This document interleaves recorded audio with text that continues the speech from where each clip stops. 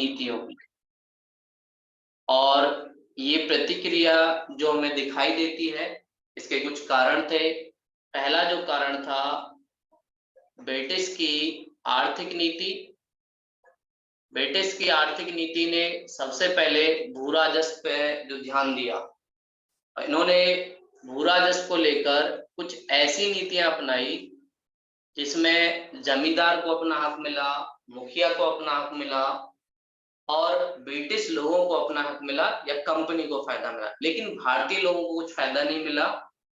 इस वजह से किसानों का शोषण हुआ, गरीबी बढ़ी, साथ में इनकी नगदी फसल की जो नीति थी जिसे हम कृषि का वाणिज्यीकरण कहते हैं, उसने भी किसानों का काफी ज्यादा शोषण किया। तो इसके कारण किसानों ने जवाब में ही विद्रोह किए और ये विद्रोह हमें दो ग्रुप में दिखाई देते हैं। पहला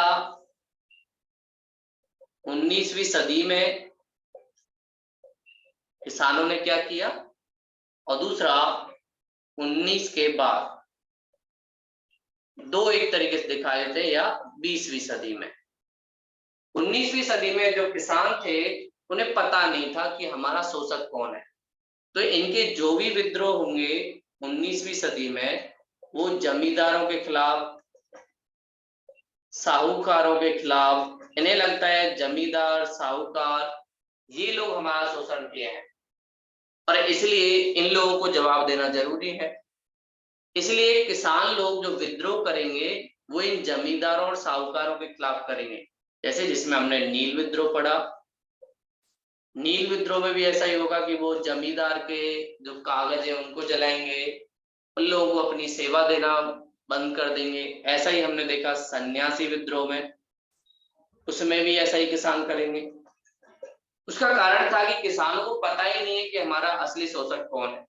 ये 20वीं सदी में जब कांग्रेस का गठन हो जाएगा तो वो इनको बताएंगे असल में आप लोगों का जो आर्थिक शोषण कर रहे हैं या सामाजिक स्तर पर शोषण कर रहे हैं वो लोग अंग्रेज हैं, और ये जमींदार, साहूकार या मुखिया, ये उनके ही बनाए हुए कुछ लोग हैं जो आप लोगों के शोषण करते हैं। तो शुरुआत में किसान बस अपनी मांग रख रहे थे कि भाई हमें हमारी जमीन वापस दे दो, हमें खाद्यान्न, खाने का सामान उगाने दो, हमें नील नहीं करना,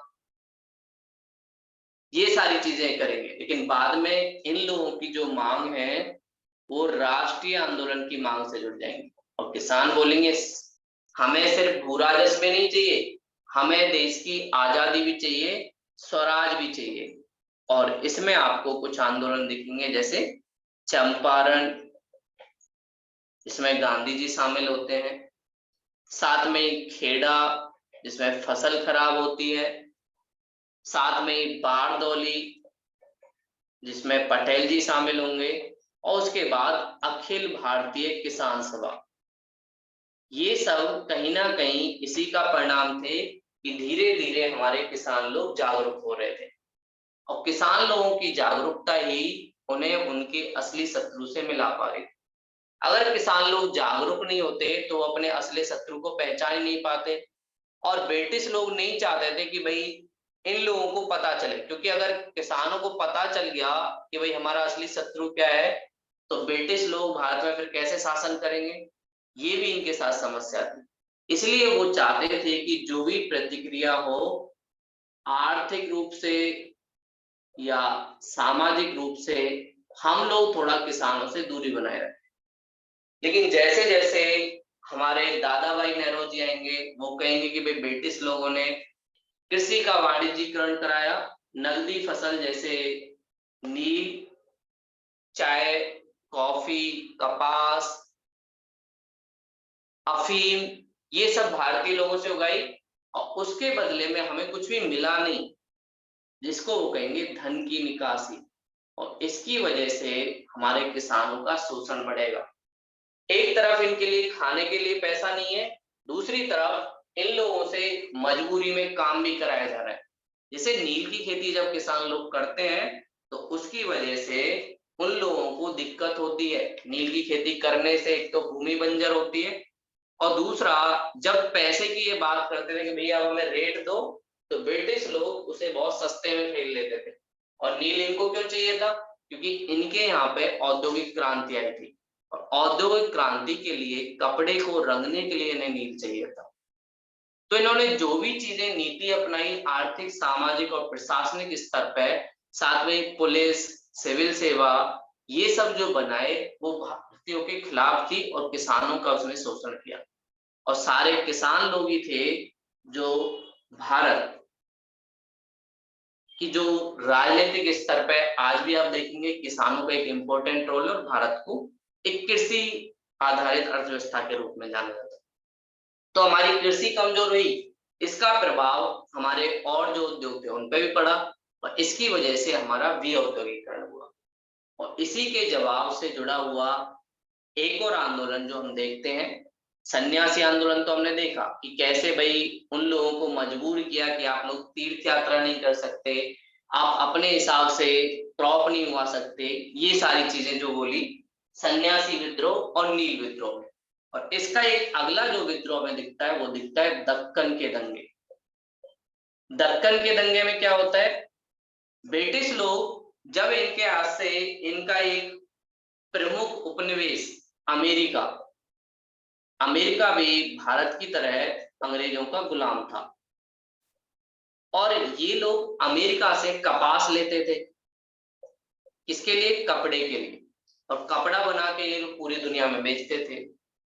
जब अमेरिका में अमेरिकी क्रांति हुई और उसके बाद ब्रिटिश के और अमेरिकी लोगों के जो संबंध है वो बिगड़ गए, तो इन्होंने 1875 में भारतीय किसानों से कहा कि भाई आप लोग कपास उगाओ और इस कपास को हम लोग खरीदेंगे, और खरीदेंगे तो आप लोगों को पैसा मिलेगा। तो किसानों को लगा अच्छी बात है कि आप लोग अगर हमारा कपास खरीदोगे तो हम लोगों को फायदा होगा।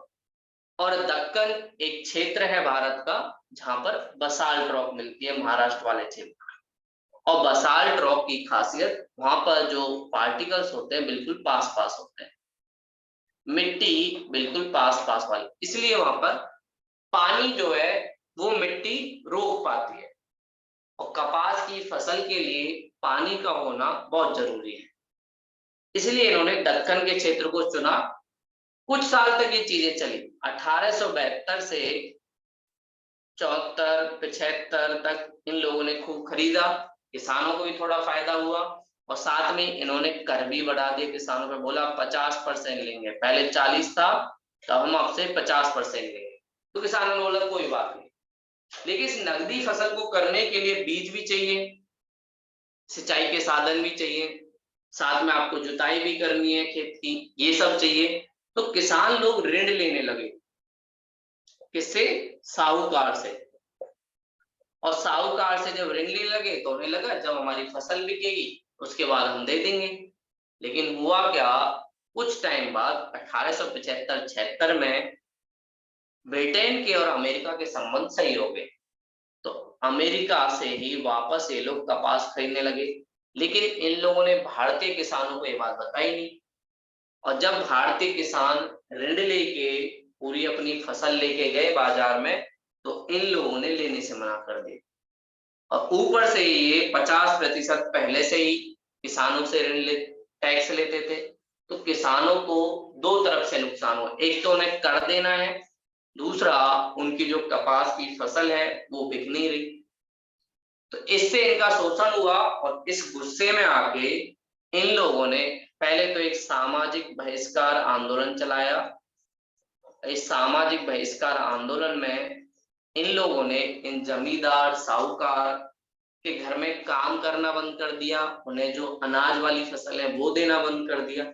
और धीरे धीरे जब प्यार से काम नहीं चला और ये साहूकार बोला लाओ मेरा पैसा लाओ, तो इन लोगों ने 1879 में और 1875 में हिंसक तरीके से साहूकारों को मारना स्टार्ट कर दिया।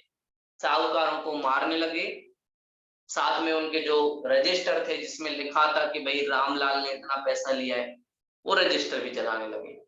इसीलिए इसको कहा जाता है दंगे। दंगे का मतलब ये होता है जहां आपस में दो ग्रुप या दो समूह लड़े और जिसमें हिंसा शामिल हो। तो दक्कन के दंगे स्टार्ट हो गए और ये दंगे काफी ज्यादा बड़े लेवल पे हुए।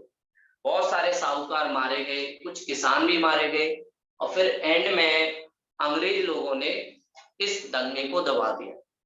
लेकिन उसके बाद एक कमेटी बनी और उस कमेटी ने 1879 में एक रिपोर्ट दी और जिसमें बात की भाई किसानों के साथ गलत तो हुआ है, इनके लिए कुछ अलग हमें करना चाहिए।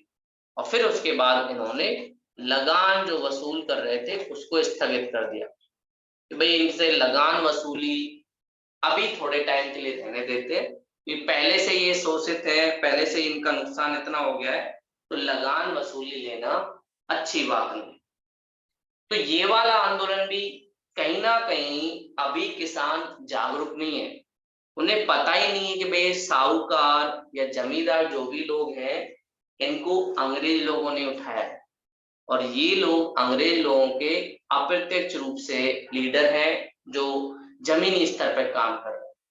लेकिन इस दंगे से अंग्रेज लोगों को भी थोड़ा सा डर लगा कि भाई किसान अगर हिंसक करेंगे तो हमें भी कुछ नीति चेंज करनी पड़ेगी, तो इसलिए उन्होंने आयोग भी बनाया। तो ये हमारे 19वीं सदी के दंगे थे जहां पर छोटे लेवल पर, और ये दंगे सफल क्यों नहीं हुए? सफल ना होने का सबसे बड़ा कारण एकता का अभाव। किसानों में एकता का अभाव था। किसानों को लगा कि भाई हम ये सारी चीजें कर तो रहे हैं लेकिन हमारा नेतृत्व कौन करेगा, ये एक सबसे बड़े कारण था। दूसरा, इनकी कोई योजना नहीं थी कि अगर हमारा दंगा सफल हो गया तो उसके बाद हम क्या करेंगे, किससे क्या मांग करेंगे, ये भी इन्हें पूरा क्लियर नहीं था। तो ये दंगे हुए तो सही, थोड़ी देर के लिए अंग्रेजों को डर भी लगा लेकिन ज्यादा लंबे टाइम तक चले नहीं और इन लोगों को दबा दिया अंग्रेज लोगों ने। और ना इसमें कोई राष्ट्र की भावना थी, ऐसा भी नहीं था कि भाई हम सारे किसानों को एक साथ लाए, एक क्षेत्रीय स्तर का दंगा रहा, इसलिए इसको कहते हैं दक्कन के दंगे। और इसका एंड तभी हुआ जब एक आयोग बना। अब हमारे देश में इसके बाद जो भी किसान विद्रोह होंगे वो थोड़े से बड़े स्तर के होंगे, जिसमें हमारे गांधी जी का भी इन्वॉल्व होगा। तो सबसे पहला जो बड़ा किसान विद्रोह होता है वो होता है चंपारण सत्याग्रह।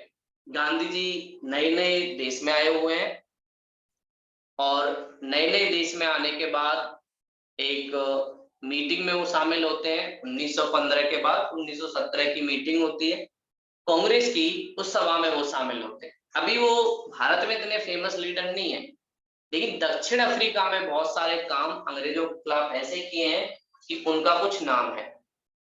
तो गांधी जी जब आएंगे तो किसानों को उनसे थोड़ा सा जुड़ाव है, उन्हें लगता है कि भाई ये व्यक्ति है जो हमारा नेता बन सकता है और ये आदमी अगर हमारा नेता बन जाए तो कहीं ना कहीं हम लोगों को न्याय मिलेगा।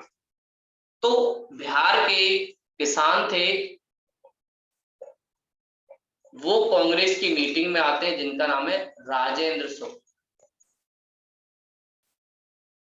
और ये मीटिंग में आते हैं और गांधी जी से रिक्वेस्ट करते हैं कि सर आप हमारा थोड़ा आंदोलन का नेतृत्व करो और हम लोगों को न्याय दिलवाओ।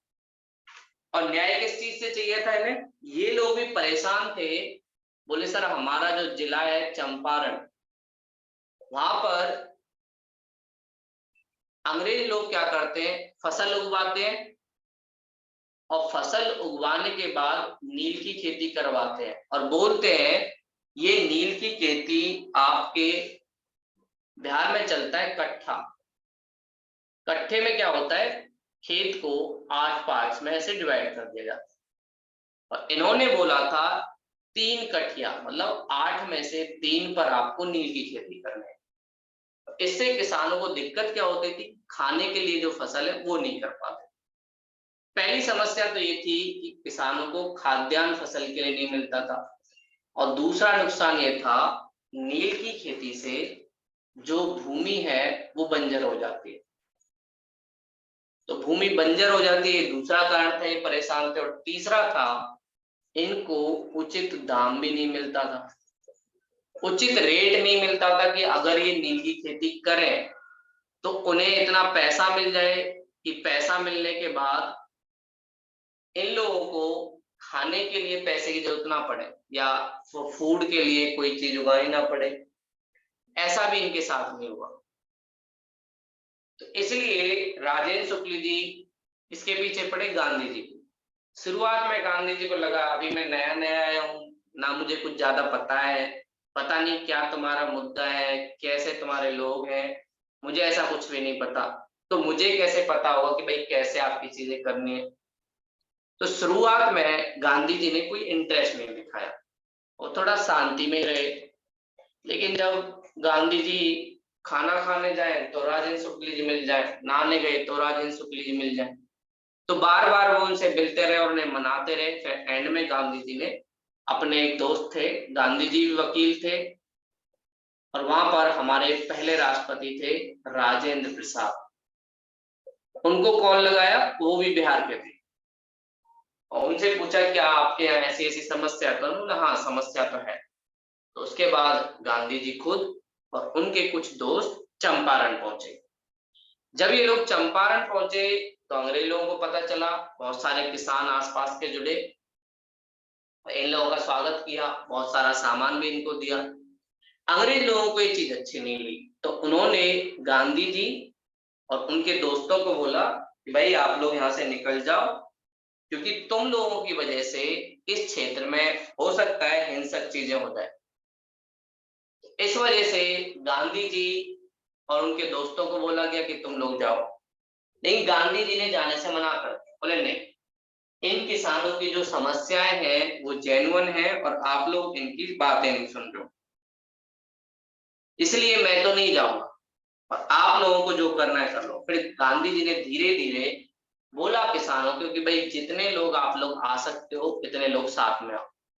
तो किसान की जो भीड़ थी वो धीरे धीरे आती गई, और किसानों की जो भीड़ आई और उसमें जब मुद्दे उठे कि भाई पहली हमारी डिमांड है हमारे यहाँ से कर व्यवस्था में एक तो कमी आनी चाहिए और दूसरा इस नील की खेती को बंद करना चाहिए। तो ये सारी चीजें जब चली तो अंत में जो कमेटी बनी, इसमें गांधी जी भी थे, उनके लोग भी थे और साथ में अंग्रेज भी थे, तो अंत में अंग्रेजों को गांधी जी की मांगे माननी पड़ी, और गांधी जी का पहला सफल जो सत्याग्रह था वो चंपारण में चला। गांधी जी ने किसानों से पहले ही बोल दिया देखो हिंसा नहीं करनी, पहली चीज, और हम लोगों को जवाब देना है अपनी भीड़ के बल पे, जनता के बल पे। अगर हम लोग साथ में रहेंगे तो कहीं ना कहीं ब्रिटिश लोग झुकेंगे, अगर हम लोग हिंसा करेंगे तो उन्हें भी हिंसा करने का मौका मिलेगा और हम लोगों का जो आंदोलन है वो सफल नहीं हो पाएगा। इस आंदोलन की सफलता की वजह से ही गांधी जी को रविन्द्रनाथ टैगोर ने पहली बार बोला था। रविन्द्रनाथ टैगोर जिन्होंने हमारा राष्ट्रगान भी लिखा है, उन्होंने गांधी जी को पहली बार उपाधि दी थी कि आप महात्मा हो। तो उसके बाद गांधी जी का पूरा नाम क्या पड़ा, महात्मा गांधी। तो गांधी जी को चंपारण सत्याग्रह की सफलता के बाद रविन्द्रनाथ टैगोर जी ने महात्मा की उपाधि, ये भी चीज याद रखना। तो चंपारण सत्याग्रह काफी ज्यादा सफल रहा, किसान लोग बहुत खुश हुए, और फिर उसके बाद हमारे देश में और भी किसान आंदोलन की नींव पड़ी। तो चंपारण सत्याग्रह एक मील का पत्थर था जिसने किसान आंदोलन को हिंसक से अहिंसक बना दिया, और साथ में उन्हें सत्याग्रह की बात समझ में, उन्हें पता चला अगर हम लोग सत्य के साथ खड़े रहें और सब लोग एक साथ आ जाए तो कहीं ना कहीं ब्रिटिश लोगों को हराया जा सकता है। तो ये सारी चीजें किसमें थी, चंपारण सत्याग्रह, गांधी जी और उनके दोस्तों के द्वारा ये सारा पहली जीत थी जो अंग्रेजों के ऊपर की। ठीक है, अगला जो हमारा आंदोलन है वो है खेड़ा आंदोलन, बाद में मैं सारे लिखा भी दूंगा। खेड़ा आंदोलन में क्या हुआ, गुजरात का एरिया, वहां पर भी किसानों के साथ एक समस्या थी। खेड़ा गुजरात के कच्छ के रण और काठियावाड़ जो क्षेत्र है उसके बीच के जंक्शन में पड़ता है। तो वहां पर किसानों के साथ समस्या ये थी कि उनकी फसल खराब हो गई थी, और फसल खराब होने के बावजूद ब्रिटिश लोगों ने उन किसानों से लगान वसूलना जारी रखा। बोले नहीं, लगान तो तुम्हें देना पड़ेगा, तुम्हारी फसल खराब हो या ना हो हमें कोई फर्क नहीं पड़ता। तो इस बात को लेकर किसानों ने कहा, देखो सर, अभी हमारी फसल खराब हुई है और आप लोग ऐसे ही हम लोगों से मांग रहे, जब हमारे पास फसल ही नहीं हुई तो हम आप लोगों को कैसे दें। शुरुआत में कुछ क्षेत्रीय जो लीडर थे यहीं के लोकल, उन्होंने इसका नेतृत्व संभाला। लीडर में कौन थे? मोहनलाल और शंकरलाल। मोहनलाल और शंकरलाल। शुरुआत में इसके जो लीडर थे कुछ क्षेत्रीय लीडर थे, जिनमें से एक थे मोहनलाल, दूसरे थे शंकरलाल। ये दोनों भाई थे। इन लोगों ने नेतृत्व संभाला और धीरे धीरे इस आंदोलन से जो सरदार वल्लभ भाई पटेल हैं, उनके बड़े भाई भी जुड़े, जिनका नाम था विट्ठल भाई पटेल। और फिर उसके बाद जब गांधी जी को पता चला तो गांधी जी ट्रेन में बैठ के भागे भागे यहाँ पर भी पहुंचे। और फिर उसके बाद इन लोगों की जो डिमांड थी उसको माना गया और विट्ठल भाई पटेल ने कहा कि भैया आप लोग हमारे सारे जो कर है उसको माफ करो। जब तक सारा कर माफ नहीं करोगे तब तक हम लोग अनशन पर बैठे रहेंगे और आप लोगों की बात नहीं मानेंगे, क्योंकि जब हमारे पास फसल ही नहीं है तो राजस्व हम आपको देंगे कहां से। तो इस बात को लेकर अंत में जब सारे लोग एक साथ जुटे तो फिर अंग्रेजों ने बोला, जो किसान स्वेच्छा से मतलब अपने मन से कर देना चाहता है वो दे सकता है, और जिसके पास नहीं है वो ना दे। जैसे ही इसमें बोला गया स्वेच्छा से, इससे ही पता चलता है कि भाई इन लोगों ने कहीं ना कहीं बोल दिया है कि आप लोगों को कर देने की जरूरत नहीं है, आप लोग स्वेच्छा से अपनी मन से जो कर दे सकता है दे, जिसके पास नहीं है नहीं। तो इसमें भी किसानों की जीत हुई। तो चंपारण सत्याग्रह के बाद खेड़ा आंदोलन जो गुजरात में हुआ, ये दूसरा सफल आंदोलन था किसका? किसानों का। और ये भी कब हुआ? 20वीं सदी में। किसान यहाँ पे हिंसा नहीं कर रहे हैं, किसान यहाँ पे दंगे नहीं कर रहे हैं, किसान एक साथ जुट होके अपनी आवाज रख रहे हैं और इस चीज का फायदा इन्हें मिल भी रहा है। खेड़ा के बाद गुजरात के ही एक और क्षेत्र बारदौली। बारदौली सत्याग्रह। यहाँ पर सरदार वल्लभ भाई पटेल, तो सरदार वल्लभ भाई पटेल एक अच्छे वकील थे। शुरुआत में उन्होंने पैसे से, अपने वकालत से बहुत सारा पैसा भी कमाया, नॉर्मल सामान्य जीवन जी रहे थे। लेकिन बाद में धीरे धीरे उन्हें राष्ट्रीय आंदोलन के प्रति थोड़ी सी जागरूकता आई, उन्हें भी लगा कि मुझे भी योगदान देना चाहिए। और फिर उन्होंने बहुत सारे ऐसे काम किए जो किसानों के लिए, हमारे देश के जो दलित वर्ग है उनके लिए एक तरीके से लड़ाई लड़ी। और यहाँ पर जो मुद्दा था किसानों का वो था लगान वृद्धि का। ब्रिटिश लोगों ने लगान में वृद्धि कर दी, मतलब कर की जो दर थी उसको बढ़ा दी और उसे 22% से बढ़ा दिया। तो किसानों ने बोला कि भैया आप लोग इतना बढ़ाओगे हम लोग कैसे देंगे, 1/5 आपने कर बढ़ा दिया लेकिन क्या हमारी आय इतनी है। तो अंग्रेजों ने शुरुआत में बोला नहीं, तुम्हें देना पड़ेगा और इसमें हमें नहीं पता कैसे दो। तो उसके बाद सरदार वल्लभ भाई पटेल के नेतृत्व में सारे किसान इकट्ठे हुए, इन लोगों ने मिलके बातचीत की और उसमें जो सारी दिशा थी वो सरदार वल्लभ भाई पटेल ने दी। और फिर बाद में गांधी जी भी भागे भागे कहाँ पहुंचे? बारदौली पहुंचे। और गांधी जी ने पूछा किसानों से, भैया क्या हुआ? अरे बोले गांधी जी ये देखो कर बढ़ा दिया है और बोलते हैं कि भाई ये कर बढ़ा के आप लोग दो। हम लोग कहाँ से रहे, पहले से ही इनकम इतनी कम है, सारा पैसा ये अंग्रेज लोग खुद ही ले जाते हैं और हम लोगों को बोलते हैं कि कर दिया करो। तो भाई हमारे पास पैसा हो तो कर देना, जब पैसा है ही नहीं तो आप लोगों को कर कहां से मिलेगा। तो ऐसे करके इन्होंने बोला कि भाई हमारे पास पैसा नहीं है। फिर उसके बाद एक कमेटी बनी जिसमें कुछ अंग्रेजों के लोग थे, सरदार वल्लभ भाई पटेल थे, गांधी जी भी थे। फिर एंड में सरकार ने इनकी बात मान ली और सरकार बोली देखो 22% नहीं, हम लोग से 6%, इस बात को मान लिया गया, बीच का रास्ता अपनाया गया। ना ब्रिटिश लोगों की बात कि 22% इंक्रीज होगा, ना भारतीय लोगों की बात कि 0% होगा, और एंड में समझौता हुआ 6% पे। तो ये तीसरा आंदोलन था जो हमारे किसानों का सफल हुआ। पहला हमने चंपारण, दूसरा खेड़ा, तीसरा बारदौली। और इस आंदोलन की सफलता की वजह से ही वहां की जो महिला थी गुजरात की, बारदौली क्षेत्र की, उन्होंने पटेल जी को, पहले उनका नाम होता था वल्लभ भाई पटेल, और उनको बोला कि तुम तो हमारे सरदार हो, नेता हो। तो महिलाओं ने वल्लभ भाई पटेल को सरदार की उपाधि दी, इसमें बारदौली सत्याग्रह में, जो कब हुआ 1928। आपको क्रोनोलॉजिकल ऑर्डर में लगाने के लिए भी आएगा कि बताइए चंपारण सत्याग्रह कब हुआ, तो याद रखना 1917। खेड़ा आंदोलन कब हुआ 1918।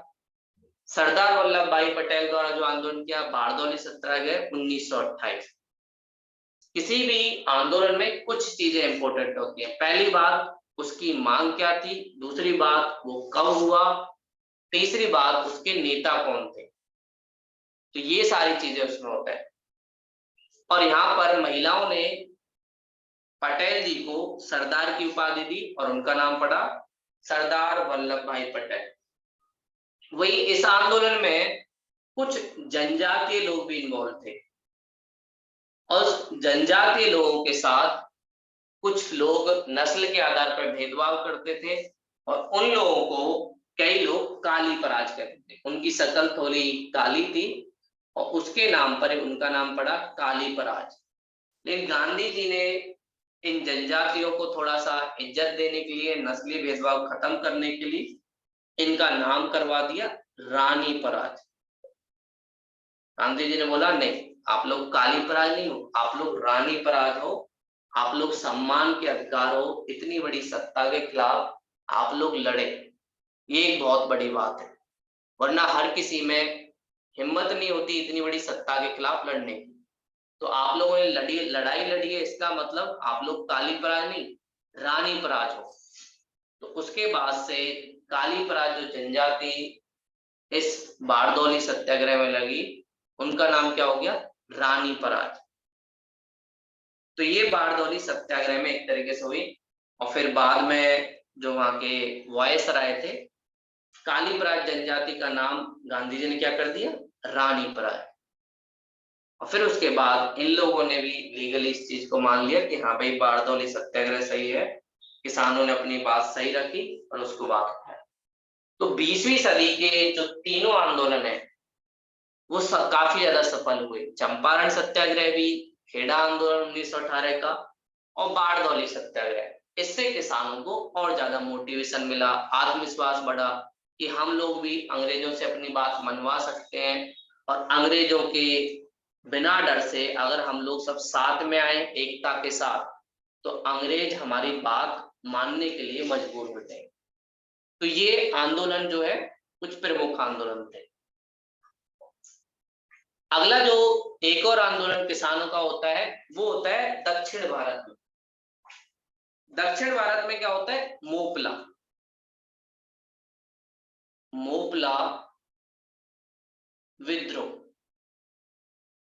और जैसे ही विद्रोह आ गया समझ जाना थोड़ा सा हिंसा इसमें शामिल। मोपला विद्रोह 1921, जब पूरे देश में गांधी जी अपना पहला राष्ट्रीय जो आंदोलन है वो लॉन्च करेंगे, उस टाइम ये सारी चीजें होंगी। असहयोग आंदोलन के टाइम यहां पर क्या है, कुछ मोपला जो थे केरल में, ये कृषक वर्ग था और इनका काफी ज्यादा शोषण हो रहे थे। और ये कौन से रिलीजन से जुड़े होते, मुस्लिम। मोपला एक कृषक वर्ग था जिनका धर्म क्या था, मुस्लिम। दूसरे यहाँ पे थे जैनमी। जैनमी जमींदार वर्ग था, और जैनमी जो यहाँ पे जो ज्यादा थे वो थे हिंदू। तो शुरुआत में जमींदारों के द्वारा इन कृषकों का शोषण करने की वजह से आंदोलन स्टार्ट हुआ, और ये जमींदार मनमाना वसूली कर रहे थे इन किसानों से। तो उसके बाद इन कृषक लोगों ने जमींदारों के खिलाफ विद्रोह स्टार्ट किया, और इसका कारण आर्थिक था। और इस वजह से, आर्थिक कारण की वजह से बहुत सारे बड़े लीडर ने इस मोपला विद्रोह को अपना समर्थन दिया। इसमें गांधी जी भी थे, पटेल जी भी थे, और भी थे। लेकिन धीरे धीरे कुछ टाइम बाद इस आंदोलन ने एक सांप्रदायिक रूप ले लिया, और ये आंदोलन हिंसक हो गया। सांप्रदायिक मतलब धर्म के नाम पर एक तरीके से आपस में ये लोग लड़ने लगे। उस वजह से मोपला विद्रोह थोड़ा सा बदनाम हो गया, और धीरे धीरे जो बड़े जो नेता थे वो मोपला विद्रोह से अलग होने लगे। और ये सब घटना कहाँ पे हुई? केरल का एक तट आपने देखा होगा, मालाबार। उस मालाबार तट के आसपास हुआ। शुरुआत में अच्छी नीति थी कि भाई कृषक वर्ग एक जमींदार के खिलाफ कर रहा है आर्थिक कारण की वजह से, लेकिन बाद में अंग्रेजों ने और कुछ लोगों ने थोड़ा धर्म के नाम पे इसको प्रमोट किया, आपस में लड़ाई हुई, और सांप्रदायिक विद्रोह के रूप में जब सामने आया तो सारे बड़े लीडरों ने, गांधी हो या और भी हो, उन्होंने इससे मुंह फेर लिया और मोपला विद्रोह को वापस ले लिया गया। तो ये मोपला विद्रोह था जो हुआ भारत में। और इसके कृषक वर्ग याद रखना, जो मोपला है वो कृषक वर्ग है, तो मुस्लिम धर्म से रिलेटेड था। जैनमी जमींदार वर्ग है जो हिंदू धर्म से रिलेटेड था। और इसका टाइम पीरियड क्या है? वही है जो असहयोग आंदोलन का है। असहयोग आंदोलन कब स्टार्ट हुआ? 1920 से 22, उसी के टाइम पीरियड में ये है। इसका टाइम पीरियड याद रखना। उसके बाद किसान लोग जब ये सारे इतने विद्रोह या सत्याग्रह सफल हुए, तो किसान लोगों ने सोचा क्यों ना हम लोग अपना एक संघ बनाएं और अपनी एक पार्टी टाइप का कुछ बनाएं कि जब भी हमें जरूरत पड़े तो हम ब्रिटिश लोगों को कुछ जवाब दे सकें। तो इसी को ध्यान में रखते हुए किसानों ने एक संगठन का निर्माण किया जिसका नाम है अखिल भारतीय किसान सभा। अखिल भारतीय किसान सभा एक कब गठित हुई? 1936 में। 20वीं सदी में अखिल भारतीय किसान सभा बना, जिसमें जितने भी क्षेत्रीय स्तर पर किसान थे उन सब ने एक साथ आने की बात कही, और इसको समर्थन मिला सभी बड़ी पार्टियों का, कांग्रेस का भी, मुस्लिम लीग का भी। दक्षिण भारत से भी बहुत सारे किसान थे, वो भी सामने आए। अवध किसान सभा थी, वहां से भी सामने आए। आंध्र प्रदेश से भी बहुत सारे लोग सामने आए। तो किसानों ने अपनी पहली बैठक जो की वो आज के उत्तर प्रदेश की राजधानी लखनऊ में। तो याद रखना, अखिल भारतीय किसान सभा जिसका गठन हुआ 1936 में, और 1936 में उसकी पहली बैठक कहाँ हुई? लखनऊ, उत्तर प्रदेश की रानी लखनऊ। और इसमें जो इसका नेतृत्व किया अवध किसान सभा के जो एक बड़े लीडर थे जिनका नाम था सहजानंद सरस्वती। सहजानंद सरस्वती को इसका लीडर बनाया गया। और इस पहली अखिल भारतीय संगठन में बहुत सारे कांग्रेस के लोग भी शामिल हुए। बाद में नेहरू जी, पटेल जी, ये सब लोग भी इस किसान सभा में आते रहते, स्पीच देते थे। और आंध्र प्रदेश के जो एक प्रमुख नेता थे, आंध्र प्रदेश किसान संगठन के एक प्रमुख नेता थे जिनका नाम था एमजी रंगा। एमजी रंगा, इनको इसका सचिव बनाया गया, जिसका काम था योजना बनाना, कैसे भाई किसान अपनी नीति को चलाएंगे। और इस संगठन में किसानों ने अपना एक घोषणा पत्र जारी किया। घोषणा पत्र किस लिए कि भाई हमारी मांगे क्या क्या है, इस संगठन के द्वारा हम लोग क्या क्या चाहते हैं। तो इन्होंने किसान वाली बात की, पहले बोला भू राजस्व, जो अंग्रेज लोग भू राजस्व लेते हैं किसानों से, उसकी दर को 50% से कम कर दिया जाए। पहली डिमांड किसानों ने की कि अंग्रेज लोग हमें से 50% कम पर, अगर 40 ले रहे हैं तो 20% करें, 50 ले रहे हैं तो 25% करें, क्योंकि हम लोगों के पास इतना पैसा नहीं। तो पहले इन्होंने बोला भू राजस्व की दर को आपको आधी करना है। दूसरा इन्होंने बोला आर्थिक शोषण से किसानों की मुक्ति। किसानों का जो आर्थिक शोषण होता है ऋण जाल की वजह से, साहूकार से जो ऋण लेता है उसके बेस पे बोल रहे हैं आर्थिक शोषण किसानों की मुक्ति कैसे, इस ऋण की माफी कर, जैसे आजकल हमारी सरकार करती है ना ऋण की माफी, ऐसे ही उन्हें किसानों ने पहली बार डिमांड की, भैया आप लोग जो ऋण ले रहे हो इसकी माफी करो, तभी हम आप लोगों को ये सारी चीजें करेंगे। और किसानों ने क्या डिमांड दी कि भैया जो मजदूर मजदूरी करते हैं उसकी एक रेट फिक्स होनी चाहिए। ये नहीं कि इनका मन आया अंग्रेजों का तो 10 रुपए दे रहे हैं, मन नहीं आया तो कुछ नहीं दे रहे। तो मजदूर की एक मजदूरी फिक्स होनी चाहिए, पर घंटे के हिसाब से उसे कितना मिलना चाहिए। जैसे आज के भारत में हमें मिलता है, इसमें श्रमिकों के लिए अलग से कानून है, भाई श्रमिकों को इतना पैसा तो मिनिमम मिलेगा ही। ऐसे ही ये बोल रहे कि मजदूरों की मजदूरी निश्चित की जाए कि भैया उन्हें कितना पैसा मिलेगा। एक और डिमांड इन्होंने एक रखी। दूसरा क्या रखा, जमींदारी प्रथा, जिसने किसानों को काफी ज्यादा शोषण किया है, इस जमींदारी प्रथा का एंड होना चाहिए। जमींदारी प्रथा में क्या था, मालिक जो था किसान का वो कौन, खेती का, वो था जमींदार, और किसान कौन था उस पर मजदूर। 10/11 हिस्सा अंग्रेजों को मिलता था, 1/11 हिस्सा इन जमींदार को मिलता था, लेकिन किसान का कोई हिस्सा ही नहीं था। और ये जमींदार वाले लोग अपनी मनपसंद का पैसा वसूलते थे, जितना इनका मन हुआ उतना पैसा वसूलते थे, कोई छूट नहीं, कभी 60%, कभी 70%।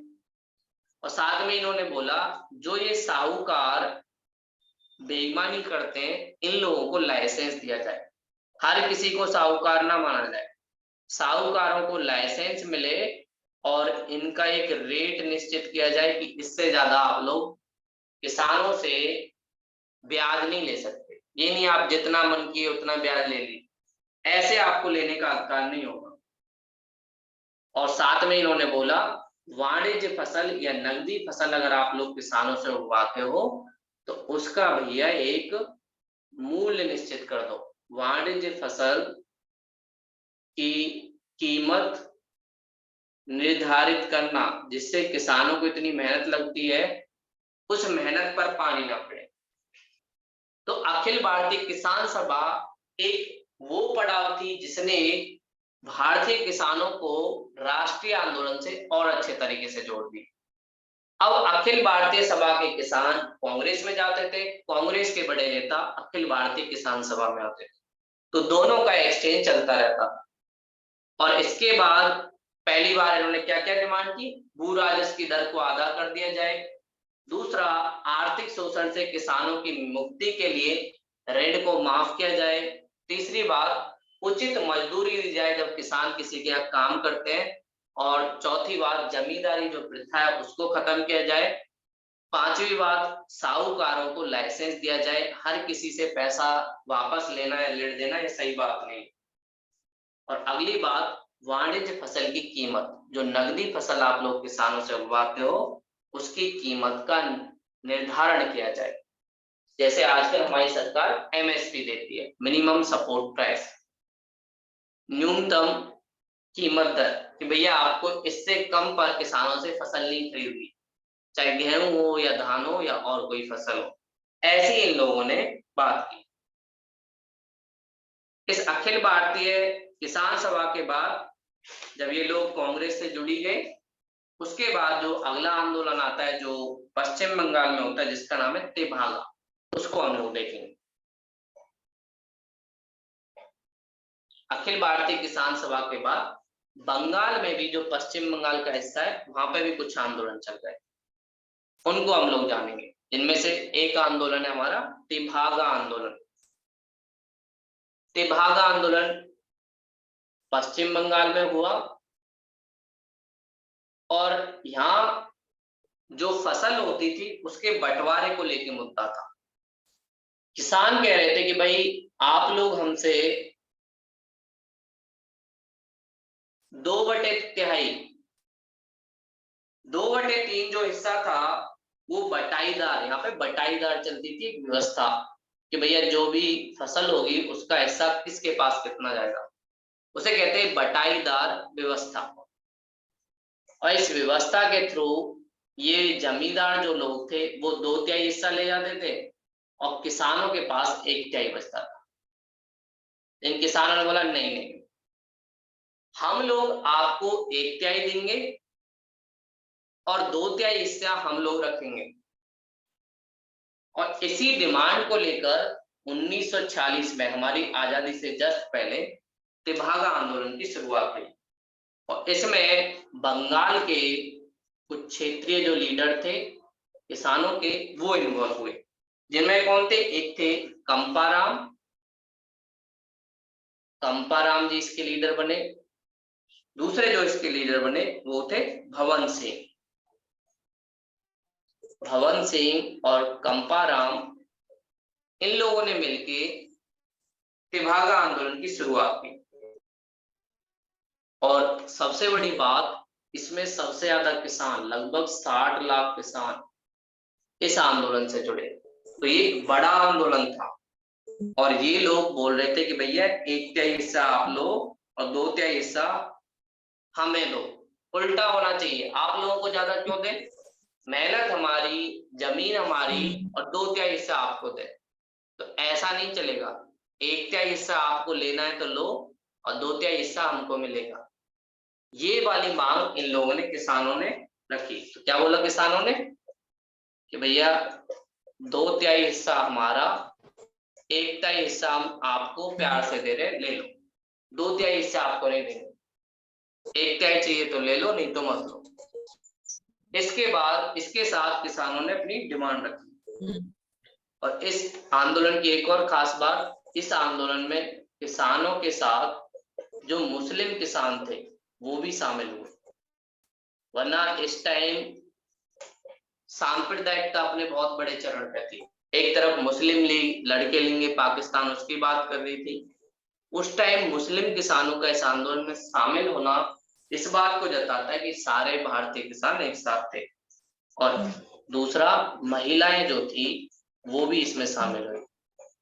तो याद रखना, पहला आपसे पूछा जाएगा भाई तेभागा आंदोलन कहाँ हुआ, तो तेभागा आंदोलन बंगाल में हुआ। कब हुआ? 1946 में हुआ। किस कारण की वजह से हुआ? बटाईदारी व्यवस्था की वजह से हुआ, जहाँ पहले 2/3 हिस्सा जमींदार लेता था, 1/3 किसान लेता था। किसानों ने मांग की नहीं, 2/3 हमें चाहिए, 1/3 आप लो। और फिर इसमें और किस किस की भागीदारी रही? मुस्लिम किसान भी शामिल रहे, साथ में महिलाएं भी शामिल रही और एक सफल विद्रोह के रूप में सामने आया। ठीक है, तो ये तेभागा आंदोलन था। तेभागा आंदोलन एक काफी प्रमुख आंदोलन है हमारे क्षेत्र में किसानों का। अगला जो आंदोलन है, लास्ट वाला जो आंदोलन जो बनता है हमारा, वो है तेलंगाना। आपने सुना भी होगा, सबसे नया राज्य जो हमारे देश में बना है वो है तेलंगाना। और इन्होंने कुछ मांगे रखी थी। तेलंगाना विद्रोह, माइक म्यूट कर लेना बस भावना जी। तेलंगाना विद्रोह ये कहा हुआ था, तेलंगाना के क्षेत्र में हुआ था। तेलंगाना का जो पठार है वहां पे किसानों ने किया था। और ये विद्रोह किसानों के विद्रोह में से सबसे ज्यादा चलने वाले विद्रोह में से एक है। 1940 से 51 ये हमारी आजादी से जस्ट पहले स्टार्ट हुआ और आजादी के बाद तक चला। यहाँ पर किसानों की कुछ मांग थी और ये तेलंगाना वाला जो क्षेत्र था वो हैदराबाद के राज्य में आता था और हैदराबाद में जो निजाम थे वो रूल करते थे और ये निजाम की काफी ज्यादा बनती थी अंग्रेजों के साथ और ये अंग्रेजों का समर्थक था। और इसने क्या किया था, द्वितीय विश्व युद्ध जो चला 1939 से 45, तेलंगाना क्षेत्र में जितना भी खाना था वो सारा खाना अंग्रेजों को दे दिया और तेलंगाना के किसानों के लिए कुछ बचाया नहीं। तो तेलंगाना के जो किसान थे इससे नाराज हो गए और इसने किसानों से जो अनाज था वो जबरन वसूला था और उनको कुछ पैसा भी नहीं दिया था, बहुत कम। तो किसानों के साथ मिलकर एक पार्टी थी, कम्युनिस्ट पार्टी ऑफ इंडिया, जो हिंसक विद्रोह के लिए जानी जाती है। कम्युनिस्ट पार्टी ऑफ इंडिया ने इनका साथ दिया और किसान यहाँ पर गुरीला गुरीला युद्ध के माध्यम से, क्योंकि यहाँ ने जो हैदराबाद का राजा था उसने पुलिस का प्रयोग किया और पुलिस के बल की वजह से वो दबाना चाह रहा था किसानों के विद्रोह को। और इसका जवाब देने के लिए कम्युनिस्ट पार्टी ने इन किसानों को कुछ ट्रेनिंग दी, इनको हथियार चलाना सिखाया और गुरीला युद्ध यहाँ पे चला। और इस युद्ध में किसानों का जो लीडर था कुमारैया, इसको मार दिया राजा की सेना ने। तो कुमारैया को जब मारा तो किसानों में थोड़ा इमोशन था, वो उनका लीडर था। तो उसके बाद उसकी हत्या जैसे ही हुई तुरंत ये विद्रोह और ज्यादा हिंसक हो गया और फिर उसके बाद हैदराबाद के जो राजा थे और साथ में जो उसकी पुलिस थी उनके बीच और किसानों के बीच हिंसक विद्रोह गोलियों के साथ एक तरीके से चला और इसे सबसे लंबा छापामार युद्ध कहता है। लंबा छापामार मतलब छिपकर, छापामार युद्ध के रूप में भारत में जाना जाता है।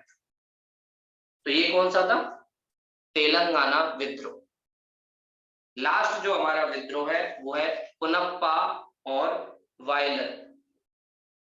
पुनप्पा वायलर संघर्ष ये हुआ केरल में, दो शहर हैं पुनप्पा और वायलर। पुनप्पा वायलर ये भी कब चला? 1946। यहाँ पे क्या था, किसान और मजदूर दोनों साथ में आए और दोनों का शोषण हो रहा था। केरल में हुआ, केरल के दो शहर है पुनप्पा और वायलर, वहां पर।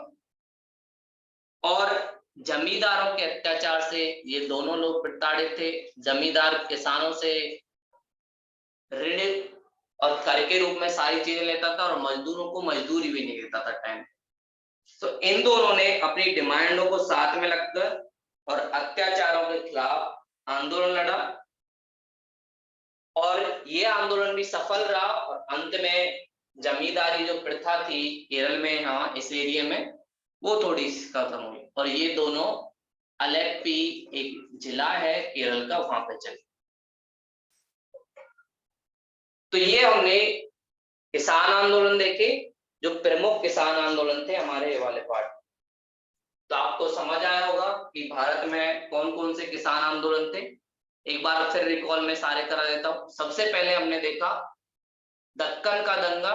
दक्कन के दंगे के होने का सबसे बड़ा कारण महाराष्ट्र में किसानों को, ब्रिटिश लोगों को जब अमेरिका से कपास मिलना बंद हो गया कपड़े के लिए, तो महाराष्ट्र के किसानों से बोला कपड़े के लिए कपास उगाओ। कुछ साल उनको पैसा मिला, उसके बाद नहीं मिला, किसानों ने ऋण लिया और ऋण के जाल में फंस गए। तो उसके बाद उन्होंने साहूकारों के खिलाफ एक दंगा करना स्टार्ट कर दिया, ये था दक्कन का दंगा। उसके बाद 1917 में राजकुमार शुक्ल जो एक किसान थे, वो गांधी जी से मिले और चंपारण में नील की खेती जो ये लोग जबरदस्ती कराते थे उसके खिलाफ वो गांधी जी का सपोर्ट चाहते थे। और उसमें गांधी जी गए और चंपारण सत्याग्रह हुआ, वहां पर किसानों की जीत हुई। और इस चंपारण सत्याग्रह की जीत में ही जो 1917 के आसपास हुआ, गांधी जी को रविन्द्रनाथ टैगोर ने महात्मा की उपाधि दी। उसके बाद गुजरात में खेड़ा आंदोलन हुआ जिसमें फसल खराब हुई किसानों की, लेकिन उसके बावजूद ब्रिटिश लोगों ने लगान लेना ना छोड़ा और वहां पर सरदार वल्लभ भाई के जो बड़े भाई थे विठल भाई पटेल वो नेतृत्व कर रहे थे। और अंत में किसानों की जीत हुई जब इन्होंने बोला जो किसान स्वेच्छा से देना चाहता है वो दे, जो स्वेच्छा से ना देना चाहता है वो ना। उसके बाद जो अगला चला वो चला बारदौली, जो 1928 में चला। बारदौली में जो लीडर बने वो वल्लभ भाई पटेल बने। वल्लभ भाई पटेल ने किसानों को साथ लेकर उनकी मांगों पर का ब्रिटिश लोगों ने कर की जो दर थी उसको 22% से बढ़ा दिया। किसान इस बात से बहुत नाराज थे और एंड में 6% पे बात रुकी। गांधी जी भी इसमें शामिल हुए, भागते भागते वो भी आए और इसी टाइम हमारे पटेल जी को महिलाओं ने सरदार की उपाधि दी, एक लीडर की उपाधि दी। और इसी समय एक काली पराज जनजाति बारदौली सत्याग्रह में शामिल हुई जिसको गांधी जी ने रानी पराज कहा। बारदौली सत्याग्रह के बाद हम लोग थोड़ा आगे की तरफ पहुंचे जहां हमने केरल में एक मोपला विद्रोह देखा जो 1921 के आसपास हुआ। मोपला कृषक थे जो मुस्लिम से रिलेटेड थे और जैनमी जमींदार थे जो हिंदू थे। शुरुआत में जो आंदोलन था वो कहीं ना कहीं आर्थिक कारणों की वजह से हुआ, लेकिन बाद में सांप्रदायिक रूप ले लिया और फिर इसका सपोर्ट और लोगों ने नहीं किया। उसके बाद जो हमने अगला देखा वो हमने देखा तेभागा। तेभागा जो आंदोलन हमने देखा वो देखा हमने बंगाल में तेभागा आंदोलन हुआ जिसमें कंपाराम और उनके जो दोस्त थे वो साथ में लीडर बने। वहां किसानों की डिमांड थी भैया 2/3 हम आप लोगों को नहीं देंगे, 1/3 देंगे, 2/3 हमारे पास रहेगा, 1/3 आपके पास रहेगा। ऐसी डिमांड उन लोगों ने की। अगला हमने एक और चीज देखी, अखिल भारतीय किसान सभा जिसका गठन कब हुआ 1936 में। सारे किसान एक साथ आए अखिल भारतीय किसान सभा में। उसका पहला अधिवेशन कहाँ हुआ, उत्तर प्रदेश की राजधानी लखनऊ में। उसके जो पहले नेता कौन बने, अध्यक्ष कौन बने, सहजानंद सरस्वती। और उसके सचिव कौन बने, आंध्र प्रदेश के एनजी रंगा। अखिल भारतीय किसान सभा ने कुछ डिमांड रखी कि भाई किसानों के जो कर है उसको 50% से कम कर दिया जाए, साहूकारों को लाइसेंस दिया जाए, नकदी फसल के लिए उचित दाम फिक्स किया जाए और किसानों की ऋण की माफी की जाए। ये उनकी कुछ मांगे थी। उसके बाद हमने कौन सा देखा, तेलंगाना विद्रोह जो सबसे बड़ा छापामार युद्ध था, जहां हैदराबाद में जो निजाम थे उन्होंने काफी ज्यादा शोषण किया किसानों का और द्वितीय विश्व युद्ध के बाद सारा खाना जबरन वसूल करके अंग्रेजों को दे दिया। इसके खिलाफ किसानों ने विद्रोह किया। कुमारारैया इनके लीडर थे जिनकी हत्या कर दी। उसके बाद कम्युनिस्ट पार्टी के साथ मिलकर किसानों ने हथियार उठाए और अपने निजाम की पुलिस के खिलाफ विद्रोह कर दिए।